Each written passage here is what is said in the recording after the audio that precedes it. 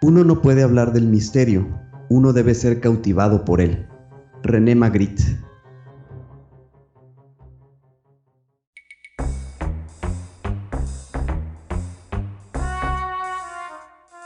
La cacería de historias continúa y no dejaremos escapar ninguna. Solo necesitamos encontrar a quien esté dispuesto a compartirlas. Justo estaba viendo estos detalles cuando se dio cuenta de algo más perturbador. Solo podía ver de su cintura para arriba. No tenían piernas. Nunca había experimentado esa sensación. Literalmente, el estadio entero retumbaba bajo nuestros pies. Una vez más, comenzó a sonar el teléfono. No quería contestar, pero el sonido me estaba volviendo loco. Por si fuera poco, en el horizonte, un rayo azota la cima de la montaña, justo en la dirección hacia donde nos dirigimos, haciendo temblar la tierra bajo nuestros pies. Soy Pablo. Yo, Miguel. Y juntos somos Cazadores de Historias.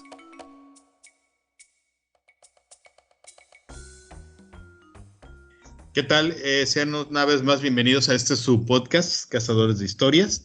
El intro de hoy está muy interesante porque al final de cuentas hablamos algo de misterio. Ojalá y sean misterios sin resolver o algo por el estilo, o algo muy tipo Agatha Christie o no sé, algo por el estilo, ¿no? Les quiero dar la bienvenida una vez más y también a Mike. ¿Cómo estás, Mike? Pues muy bien, aquí estamos de vuelta. A ver qué les parecen las historias que les traigo el día de hoy. La verdad es que yo me quedé un poco picado con el último episodio que me tocó llevar las historias, que hablamos de los lugares siniestros. Lugares misteriosos. Ajá, lugares siniestros. Y recuerdo que les comenté que había encontrado muchísimos que se quedaron fuera.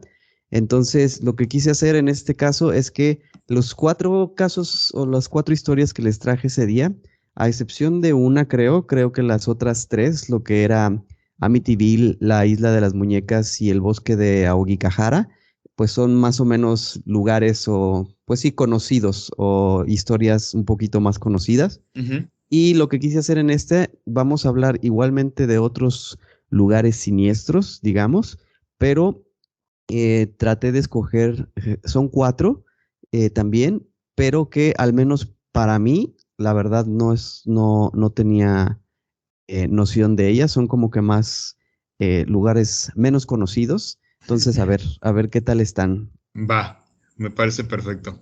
Muy bien, pues vamos a empezar con la primera.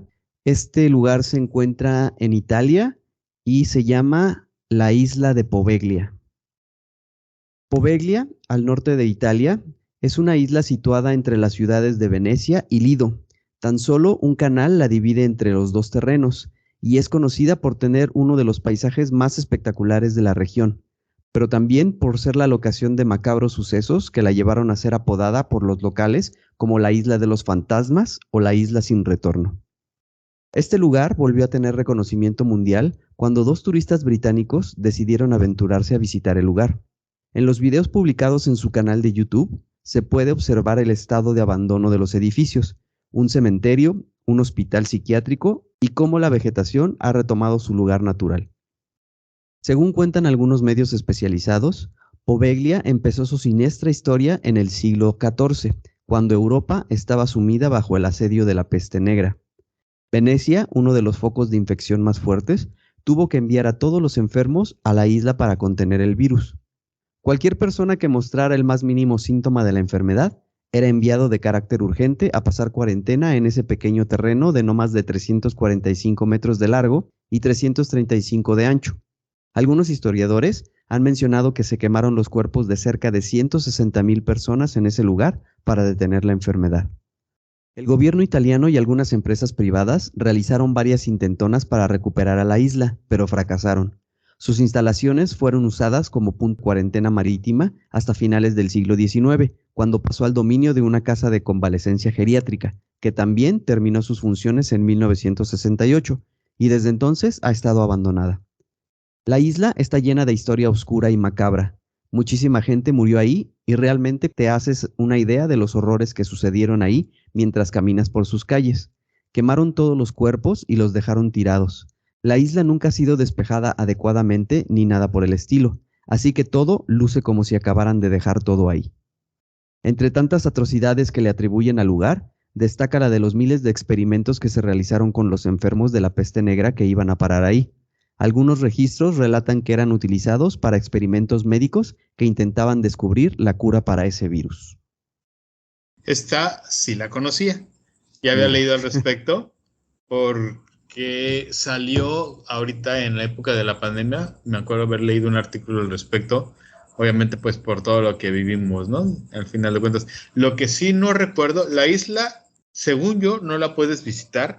Sí, no, creo que no es para visitarse. Está cerrada y es una isla muy pequeña que está, digo, no conozco Venecia, no sé si tú conoces. No, tampoco. Pero sí está en Venecia, bueno, a un costado de Venecia, y si lo buscas por el Google Maps es una isla relativamente muy pequeña, ¿no? Sí. Pero sí, esta historia sí la conocía. Muy buena, por cierto, al final de cuentas. Y por lo que, como dices, ¿no? Al final de cuentas, si llegas a ir, pues ves todo como lo dejaron, al final de cuentas, ¿no? Sí.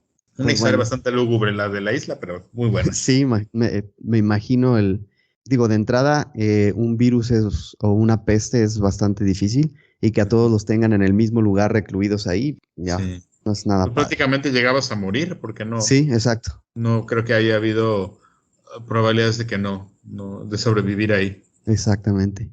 Ok, pues bueno, vámonos con el segundo lugar. Este está en Estados Unidos y es el Willard Asylum. Los majestuosos edificios victorianos pueden estar cayendo en pedazos, pero el contenido dentro de ellos delata mucho sobre las vidas, a veces felices, a veces trágicas, de los pacientes en Willard Asylum for the Chronic Insane. Aunque los asilos a menudo tienen connotaciones de existencias oscuras y tortuosas, Willard y otras instituciones como esta tenían la intención de ser una mejor alternativa a los sistemas establecidos para cuidar a los enfermos mentales. A principios del siglo XIX, aquellos a quien nadie tenía quien los cuide, incapaces de cuidarse por sí mismos, fueron abandonados en casas de beneficencia, básicamente albergues que estaban hacinadas y sin recursos.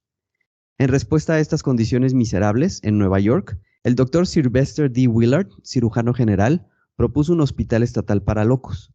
El propio Abraham Lincoln aprobó la propuesta apenas 6 días antes de su muerte. Willard dio la bienvenida a su primer paciente en 1869. Era una mujer llamada Mary Roth, descrita como demente y deformada, que había pasado 10 años confinada en un asilo. El tema de la terrible negligencia seguiría en los pacientes ingresados más tarde. Una niña había estado encadenada en una celda desde la infancia. Otro paciente llegó a Willard en una jaula para pollos. Las terribles situaciones en las que llegaban los pacientes, junto con la falta de comprensión de la discapacidad mental, hicieron que Willard se convirtiera esencialmente en un vertedero de indeseables. Las aflicciones de los pacientes variaban desde las discapacidades mentales y físicas hasta el nerviosismo, demencia crónica o aguda, debilidad mental y locura. El asilo se construyó en el mismo estilo que muchas otras instalaciones institucionales victorianas. El campus estaba dividido entre un lado de mujeres y otro de hombres, con un final violento y otro no violento. Los edificios de la administración se sentaron en el medio. El terreno originalmente había sido designado para fines agrícolas, por lo que el hospital tenía su propia granja cultivada y atendida por los pacientes. Estos no estaban confinados, podían caminar como quisieran, aunque no podían salir de las instalaciones. Había una bolera, un cine-teatro y un gimnasio, y los pacientes participaban en actividades tipo campamentos. Sin embargo, todavía era un hospital, y había edificios enteros dedicados a tratamientos como terapia de electroshock y baños de hielo, así como quirófanos y una morgue. Un cementerio en el terreno cuenta con marcadores con números sin nombres para los miles de enterrados ahí. Después de la exposición de Geraldo Rivera en 1972 sobre las deplorables condiciones en Willowbrook Asylum, el número de personas en las grandes instituciones disminuyó drásticamente. Willard Asylum dio de alta a su último paciente en 1995 y cerró sus puertas para siempre. Ahora, algunos de sus edificios son usados como instalaciones de capacitación y dormitorios por el Departamento de Correccionales, que mantienen los terrenos, pero muchos de ellos se han dejado pudrir durante tanto tiempo que son totalmente inutilizables. En estos, la vida de asilo se ha conservado en los artefactos dejados por el personal y los pacientes. Si han oído hablar del Willard Asylum, probablemente es por sus maletas. Una persona de limpieza tropezó con cientos de maletas polvorientas en el ático, traídas por los pacientes al ser admitidos en el hospital. Contenían recuerdos que componen una imagen agridulce de sus propietarios, que fueron identificados en etiquetas de equipaje escritas a mano. Los pacientes murieron en Willard y sus efectos personales no fueron reclamados por nadie fuera de la institución. El personal, aparentemente incapaz de tirarlas, las almacenó y las catalogó meticulosamente en ese ático. El proyecto de las maletas de Willard ahora recopila información sobre los propietarios de estas. Fotos del equipaje cuidadosamente empaquetados por los presos y sus familias indican que creían que estaban de paso.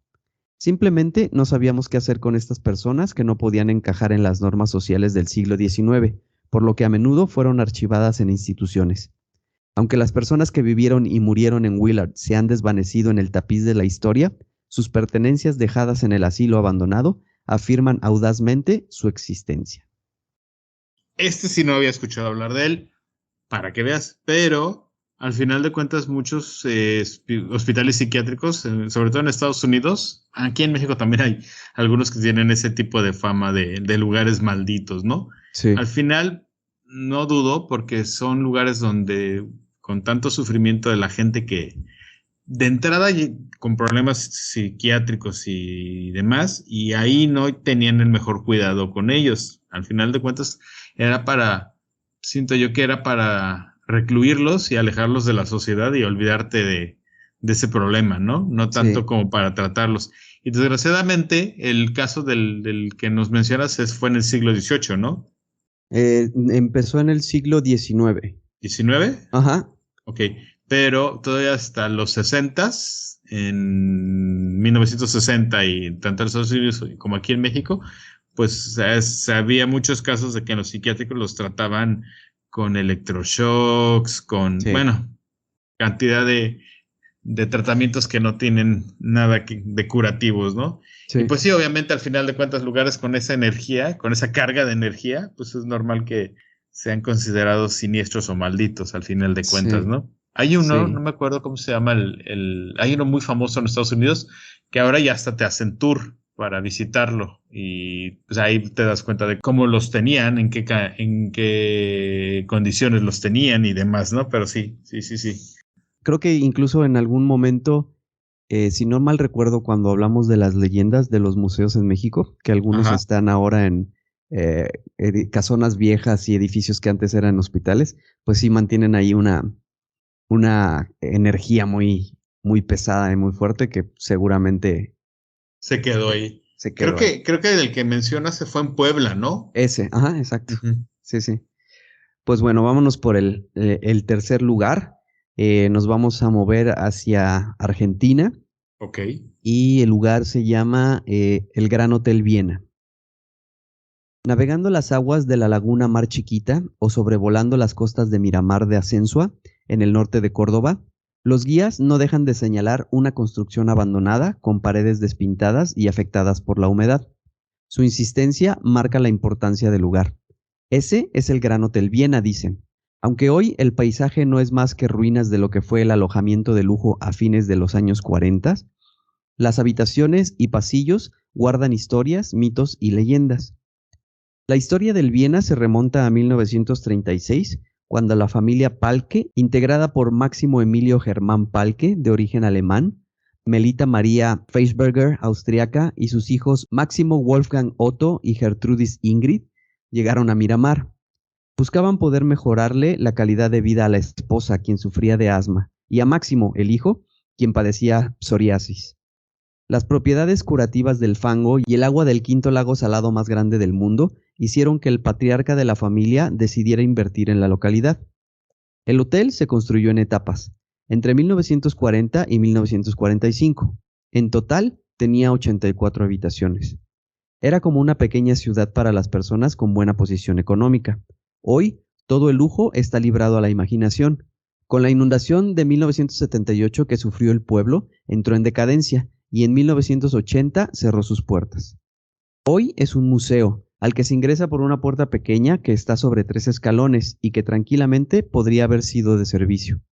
El salón comedor destinado a la clase media hoy está convertido en la recepción, donde se exponen muebles originales de la época dorada. Hay una caja de banco y el mobiliario de cafetería. Dentro de una vitrina está la última gran recuperación y se muestra con orgullo. Es una tacita de café con el nombre del lugar y un águila bicéfala, símbolo del Gran Hotel Viena. Al final están los ascensores, los mismos que usaban los huéspedes, pero hoy sin funcionar. Las camas, los colchones y los percheros que se exhiben en las habitaciones son los originales. La arquitectura y la decoración son simples y se asemejan a las de un hospital. El estado de penumbra constante por la poca luz natural que entra, las grietas de las paredes y la muñeca antigua que hay sobre una de las camas, hacen difícil asociarlo al glamour y la elegancia que supo tener a los finales de los años 40, y lo convierten en un lugar fantasmagórico.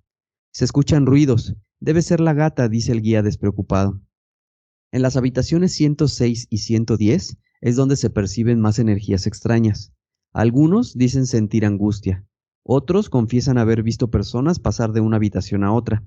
La conocedora del lugar sostiene que cuando se sacan fotos de la fachada del hotel, suele aparecer una mujer asomada desde una de las ventanas de la planta baja y un hombre en uno de los cuartos de la clase alta. Hace poco, una nena vio a 2 hermanitos que iban de cuarto en cuarto.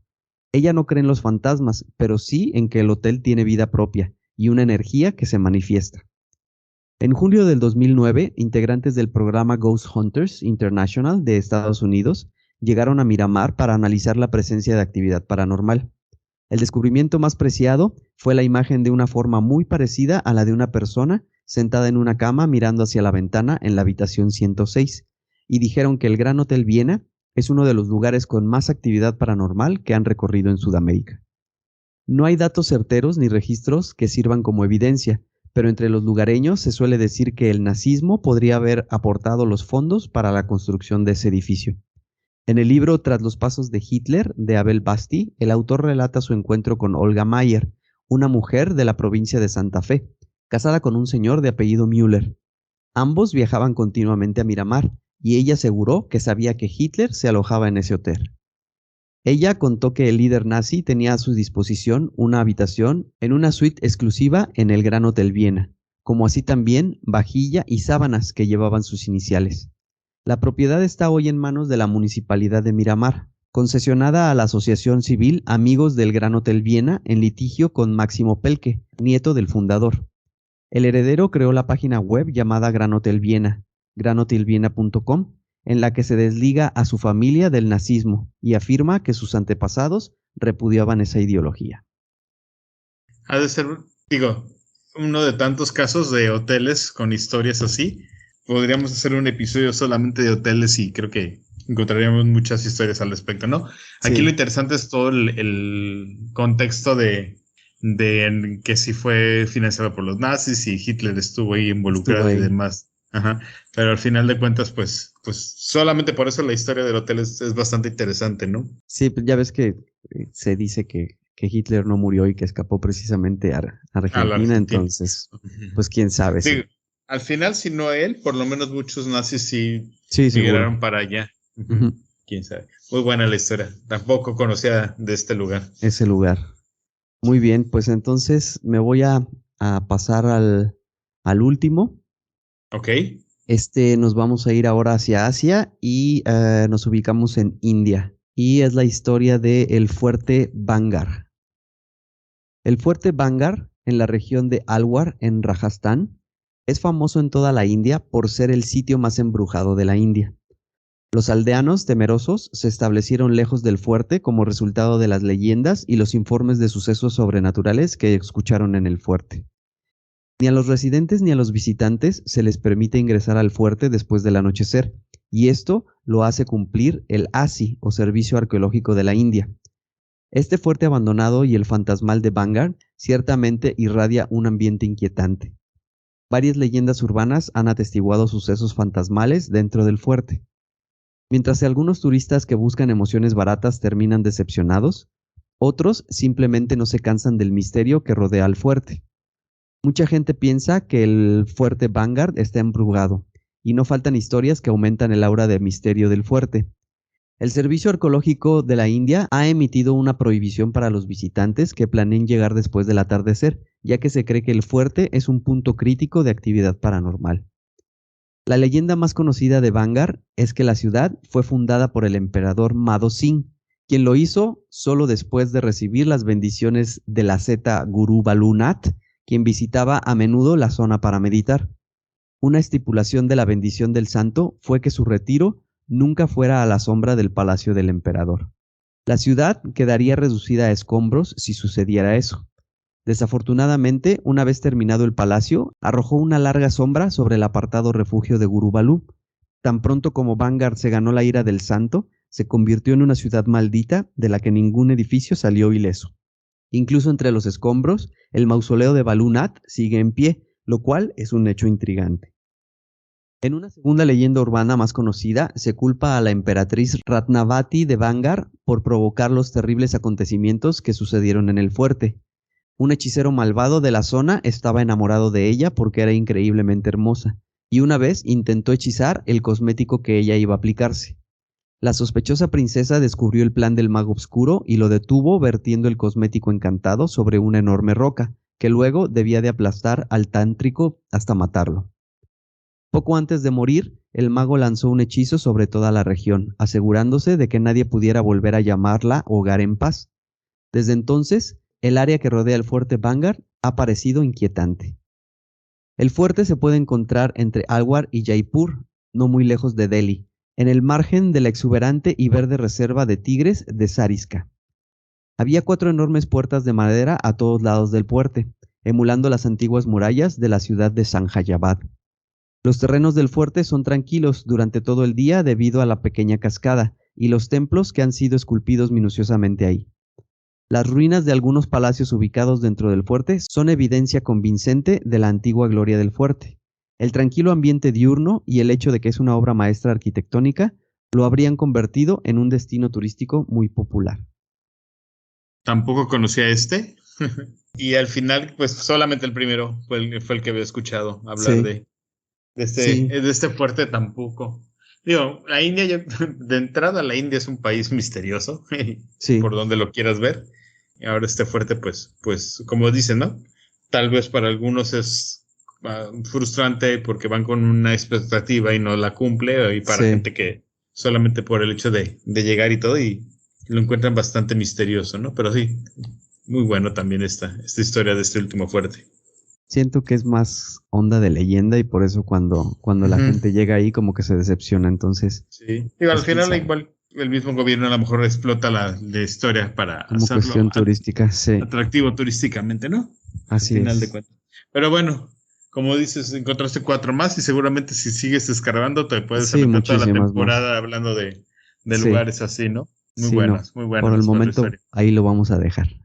Muy bien. Bueno, pues creo que me toca despedirnos en esta ocasión, no sin antes recordarles nuestras redes sociales para que nos contacten en nuestro correo electrónico cazadores_de_historias_podcast@gmail.com, nuestro canal en YouTube donde le pueden dar seguir, campanita y demás para que les lleguen las notificaciones. Nos pueden encontrar como Cazadores de Historias el podcast. En ex Twitter, Cazadores de Historia P, @Cazadores de Historias P, y nuestra página de Facebook, Cazadores de Historias Podcast, ¿no? Igual ahí donde pueden entrar y irse enterando anticipadamente de qué vamos a tratar en la semana, ¿no? Constantemente vamos haciéndoles adelantos para principios de semana, porque estos episodios los subimos el día jueves, pero desde lunes, martes ya ahí se pueden dar una idea de lo que vamos a tratar, ¿no? Por si les interesa mucho el tema o si creen que alguno de sus conocidos, amistades, familiares puede interesarle, pues recomiéndenos, ¿no? Para tener una audiencia cada vez más grande. Y pues nada, Mike. Nada. Vámonos despidiendo. Nada más que agregar. Ok, pues muchas gracias y nos estaremos escuchando el próximo jueves, como cada semana. Aquí los esperamos. Muchas gracias. Bye.